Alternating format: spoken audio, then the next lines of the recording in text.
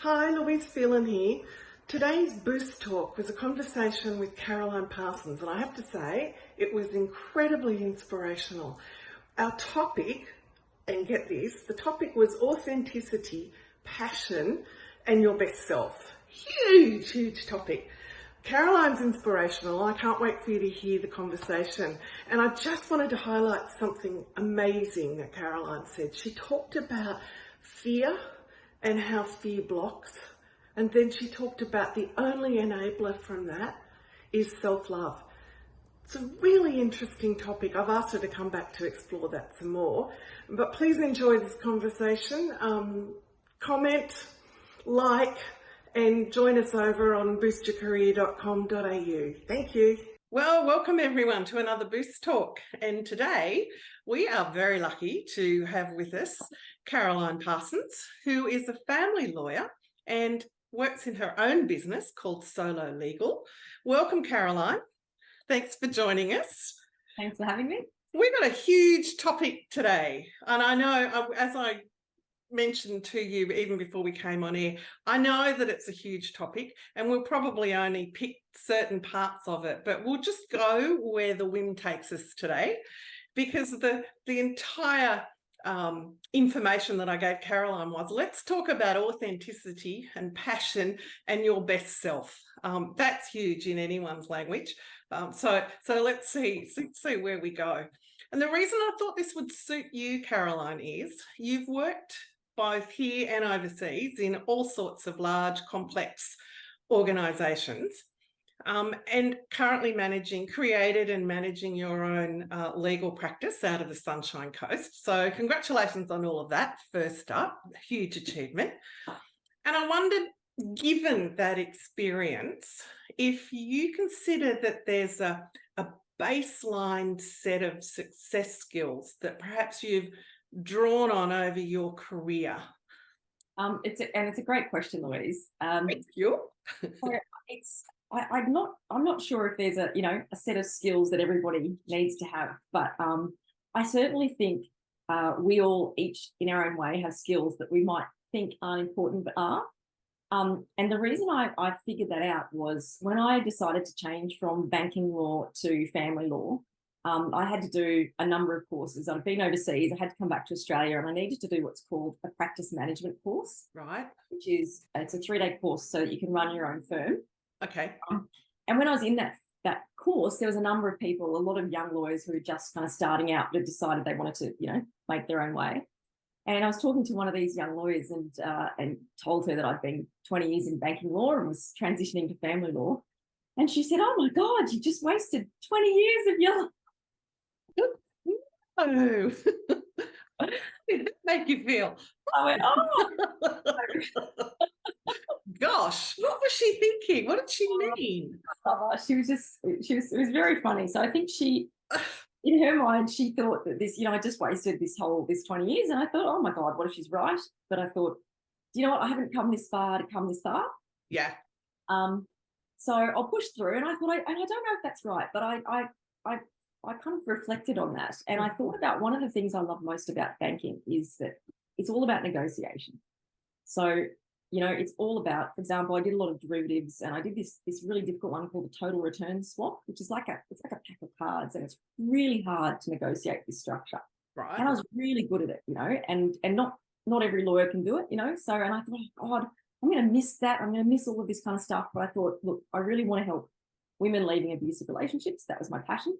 So I thought I'll do this anyway. And 4 years later, it turns out that skill of negotiation, which I thought would be lost in banking world, is actually one of the most important factors in my success as a family lawyer.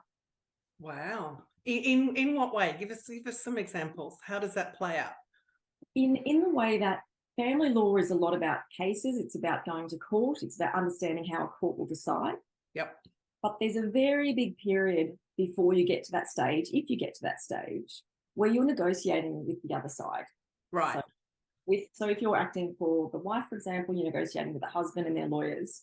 Yeah. And if you understand negotiation, if you understand that you need to understand what the other side wants, what your side wants, and if you're able to suggest ways to meet in the middle rather than butt heads and send nasty letters to each other, I've actually found that I can get a resolution more quickly than family lawyers, for example, who are quite process driven, who just tick all and go to mediation. And as I said, negotiation is a bog standard skill for a banking lawyer. Everybody has it, and it's kind of the minimum requirement. I was quite amazed to find out that from a family law perspective, it actually sets you apart from others. So I think what I've learned from that is if you're looking at boosting your career or you're looking at changing or pivoting, don't think that just because you're doing what you do well doesn't mean you're going to lose everything that you've learned. I've realized everything you've learned will help you boost and accelerate your career in the future. Yeah, it's the transferability of those skills. Exactly. And also, I think you're downplaying or underscoring the base skills of negotiation. So you're talking about negotiation as a totality. But if you break it down, what you were just talking about in terms of your market difference is how you engage with people. So it's not even the process of negotiation. It's even further ingrained than that.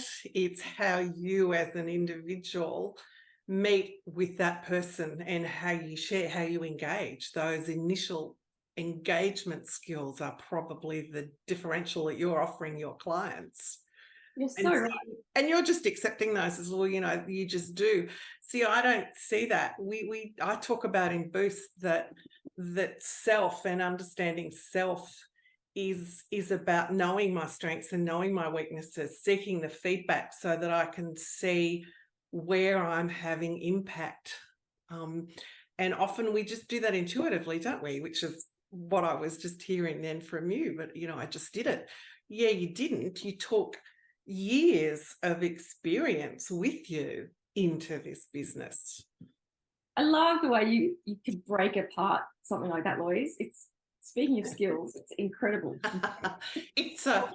It's because I'm interested, and not just interested. Let's throw out the passion word here. I'm passionate about growth and development, and particularly for women. And I've been talking recently. I've had some coaching sessions where very established, mature women in the workplace are saying to me, I just don't understand what's going on. And I've had to think really carefully around what this means. And I've come to the conclusion, Caroline, I've got a whole new language set that I'm developing at the moment, that most of us work in organisations that are skewed to the innate male strengths. And the innate female strengths are a completely different skill set. And they're not the ones that are being played to in terms of success. So I'm just developing that, playing it around on my tongue at the moment. But I think it fits particularly with this discussion about passion, because passion with men and women is an incredibly different beast. I wondered what your experience is around the impact that passion has on career success and relationships in general. I mean, it's absolutely central to success. I love this question. And I 100% agree. And we could talk all day about, the patriarchal way of doing business, the ego-centered as opposed to the empathetic, female kind of way. But I tell you, so passion for me is absolutely integral. And I think, again, the way it's funny when you try and pivot or you change tack, it teaches you a lot about who you are, Sure. kind of you're leaving those ruts. And the way I learned about how important passion was when I decided to become a family lawyer, I knew that I knew nothing. And so I had to attend every single conference and seminar and read every book that was going. And I was at a conference for family lawyers and I was sitting next to an older lady, as you talked about, an older lawyer, telling her how excited I was that I was starting my own firm. And she said, oh, yeah, I did that. And I said, oh, so you're, family lawyer? She said, no, I work for government now. And I said, oh, what happened? And she said, so I hung out my shingle and I got my website and I sat back and I waited. No one came. I built it and they didn't come. She said I had this horribly expensive rent, and Oh, um, and I said, and I was like, and I said, let me guess. I said, did your husband do all the cooking and the cleaning and look after the kids while you were building that business? And she said, no. I said, did he kind of give you a lot of stick when it didn't work? She goes, how did you know that? I was like, well, so I think I kind of learned two things. wow. Well, three things from that conversation. Okay. One was don't get yourself an expensive building until you know what you're doing. Yeah, forget the rent. Yep. I mean, luckily, I decided my business was all going to be online. That was even before COVID. So, so that was, I'd already learned that lesson. But the second lesson I learned is that passion is key. If you're just doing it because you feel like having a go and you're sick of having a boss, you're going to struggle and you're going to possibly fall down at the first hurdle. Yeah. Because you have to really want to do it. If you don't, the first time somebody tells you can't do it, you're going to say, okay, maybe I can't, and you'll just go back to work. And there's nothing wrong with that. There's nothing wrong with working in a company, and it depends on, as we talked about, your skills and what you enjoy doing. My problem is I hate managing people, so I was in corporate organizations and I was fine with it. I just hated telling people what to do. So one of the reasons for starting my own business is that I wanted to do the job without having to manage other people doing their job. Anyway, sorry, I've gone off topic a little bit. No, it all requires that passion, because it's the passion that gives you the spark that creates the motivation. And when you're particularly working for yourself, or even in a smaller business as opposed to large organizations, that passion's going to be getting you out of bed every day, isn't it? Yes. I'm thinking, though, in your line of work, that passion's also going to be heard in your voice. So your passion will come through in the language set that you choose, but also the tone and the way that you project self. It's not a static thing, is it? No, that's exactly right. And I actually get a lot of referrals from lawyers who are being family lawyers because when they left law school, they got a job at a family law firm and that's what they do and they tick the boxes. And clients say to me they don't really seem to understand how I feel. They're not interested in me as a person. And it's that, and for me, the reason I'm doing this is to help women leave abusive relationships. And I care very deeply. And I also care that being in that kind of relationship means you haven't had any control and you haven't really been able to make decisions. So the passion leads me to put them at the focus of their matters, which means I let them make decisions and then I help them kind of move forward. So you're right, the passion is not just about moving forward your business, it's how you are within your business. Yeah. There's something, I understand that makes perfect sense. There's something in here also around the authenticity piece and the best self. When we say to people, just be yourself, I'm not sure that's ever the right thing to say. And I'm reminded of a time when I was coaching someone recently and she's going for an interview and she's actually really, really bad at interviews. And I said, we'd done all the practice and I said, oh, just be yourself. And then I stopped myself and I said, no, I need you to be your best interview self, which is a slightly different language set. And yet it taps into still being yourself, still that authenticity. And yet it's the tweaked version, if you know what I mean. And I think someone like yourself who set up her own business, there is something around being your best negotiator self, being your best engagement self, being your best listener, because I imagine there's a lot of listening in your line of work. To all sorts of things. So it's not a matter of just being yourself. You actually need to be conscious around what skill sets required in that moment. Yes. And in fact, passion can be very difficult for a family lawyer. And I have fallen foul of that because I've gotten too engaged in my client's matter and it's come out in my emotions. So it's interesting, you're right. You do have to temper that passion and think about who you are and what your job is and where you are. I mean, as you say, in an interview, for example, you can't really be too passionate because you may come across in a way that's a bit scary for the interviewer. So yeah, it's hard. It's a balance, right? Everything's a balance. It is. Everything is a balance. What's your journey been around authentic self then? So I talk about authenticity as it is that best self. I'm pretty much me, and you'd know that because we do know one another outside here. I'm pretty much myself wherever I happen to be. My language set is different in a professional situation. I probably don't swear very much in a professional situation, but I would do that at my kitchen table. And I suppose that's what I mean by best self. So, and for me, I understand your bit about passion, because I can be over the top when I'm passionate about a particular topic. There's no doubt about it. What have you learned about juggling best self and authenticity with that passion in the middle? I've got a seesaw going on here. Passion's in the middle and it's creating the balance. How do I do that and remain authentic and still be my best self? Is there something? Yeah. Does that? I think I have to say, I think the key to understanding that, or to getting that balance right, is to operate out of a place of love and not a place of fear. Nice. I'm all about frozen. For me, the nemesis of authenticity is fear. Fear of being perceived in a certain way. Yeah. And the way to be authentic is to love yourself and accept that you're going to make mistakes and it's okay. And I was thinking, I knew that you were going to ask me this question, and I was thinking about how I learned that, because you're very good at preparing. And actually, the way I learned was, as you've said, I've worked kind of around the world. My first job was at what they call a top tier law firm in Sydney.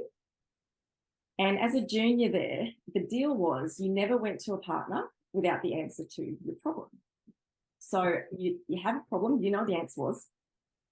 Sometimes I'd be up until 2 o'clock in the morning trying to find an answer, and I'd go to the partner and say, here's the question, I think this is the answer. And sometimes they'd say you're right, sometimes you're wrong, but there's a big fear of being called, like being considered not smart enough to be at the firm, because you have to get marks and all that kind of stuff. And it was a very fear-based way of operating, and quite stressful. So when I was about 5 years qualified, I was kind of poached to go to London, and I worked for what's called a top tier Magic Circle firm there, which is the same kind of level that in London, doing the same thing, like the financing. And I remember my first day, I had a question I didn't know how to answer. And so I spent 6 hours, and up until 2 o'clock, and the next morning I walked into the partner and I said, here's the question and here's my answer. And he looked at me and he said, how long have you been working on that answer? And I said, 6 hours. He goes, why? Why would you do that? And I said, you just asked me. Because I have to know what the answer is. He goes, no, you don't. He said, you're a junior. At this stage, I was 5 years qualified. I thought I knew everything. I didn't think I needed any help at all. But he said, you're still learning. And he said, my job is to help you. And he said, if you've got a question, you walk straight in here, you ask me, and I'll answer it. But he said, what you've just done is wasted a lot of your valuable brain on a question where the answer was already available to you. He said, I don't want you to do that anymore. And what I learned from that was, when you're afraid of being perceived in a certain way, or perceived as being stupid, when you're working out of fear, you're not being authentic. No. And what that partner taught me is that you can be yourself. You can accept that you don't know the answers. You can accept that you don't know everything. And actually, sometimes that's better. That's better for the client. And that lesson was compounded when I worked at Abu Dhabi, as you know, for about 10 years as an assistant general counsel there at a bank. And there was a very important C-suite executive, Australian, who was very, very well respected. And his favourite saying was, treat me like I'm the dumb kid. So he would say to people, I don't understand what you're saying. Explain it to me like I'm a fool. And the first time he did it, I thought, oh my God, everybody's going to think, they're going to think he's stupid. They're going to not respect him. There was that fear about his authenticity. And what I learned working with him for 9 years was that every time he said it, people respected him more. And also we all learned something. So when somebody explained it again, we all realized, well, maybe we didn't have a handle on that, and now we understand it. So I think what I've learned from that is fear is the opposite of authenticity, and it stops you from solving problems. Wow. And self-love and believing yourself is the best way to be an effective problem solver and, to work effectively. So that's my learning. I'm just making some notes here because I think they're incredibly profound. I think a conversation around fear, I'm hoping you'll come back at some point and have that conversation. Fear blocks head, heart, will. There's no doubt about it. It plays havoc with us. And I agree with you wholeheartedly. Where I went to in that story was you also learnt how to empower other people, not just yourself, because you learnt I won't be that first person, that original workplace where we had to know the answer as well as the question. I will create an environment for self and for others that allows and empowers people to take on their authenticity. I think that's a remarkable lesson to learn, and B, a remarkable lesson to pass on to other people. It's incredibly valuable. Thank you, Caroline. If you know that, it just reminds me, in Boost, I talk about holding agency with self. So being clear, making conscious choices around behaviours, being clear around where my value set lies, how that creates behaviours, how those behaviours impact outcomes and relationships. And I suppose for me that whole understanding of self is where everything comes together. That's the congruence for me of the values, the ideals, and everything. Is that what you're talking about when you're reflecting on an authentic self? Is that an essence there? I think you're so much more insightful than I am. I think I'm just working on not looking like an idiot. No, I've just always had a lot of questions to ask. No, you've just given us an amazingly insightful piece around fear stopping growth and self-love being the antidote for that. So, hello. No, and you're right. I really, this is what I love about you, is that you are able to delve into what the whys and why we do it. And I'd love to think about it more, but I haven't had a chance really, but I think I will now. I'll look at it more deeply and understand where all that comes from. It's my mission. So that's what Boost is all about. That, sometimes we do things incredibly well and it's a reaction, and it's just how I operate. My mission is, what was that? Because if I don't reflect on it, if I can't articulate it, then how do I do it time and time again? So that repetition then becomes something around my strengths, and one of the reasons why people think I'm terrific, because I can keep doing that. So I think as women, we often underplay and undervalue our ability to connect, to engage, to remain authentic. And if we can empower other women to think the same way, what an amazing gift that we can leave with people. That's probably how I see it. Oh, I 100% agree. And it's funny, I started working in the 1900s. I can say that. It was 1999. With And bustle. I know, look how old we are. In the 1900s, as you recall, Yeah. it was all about shoulder pads and no mistakes and be professional, and you don't have children and you don't have a life. Yeah. You can't have it all. It's all about the face. It's all about and what I've noticed is that everything's changing now. And I think COVID actually helped with that, in terms of, having little kids run into Zoom calls. We've all got. Yeah. It humanized things, didn't it? It did. And to me, that the workplace now is way more feminine, in terms of, we acknowledge that we have a life.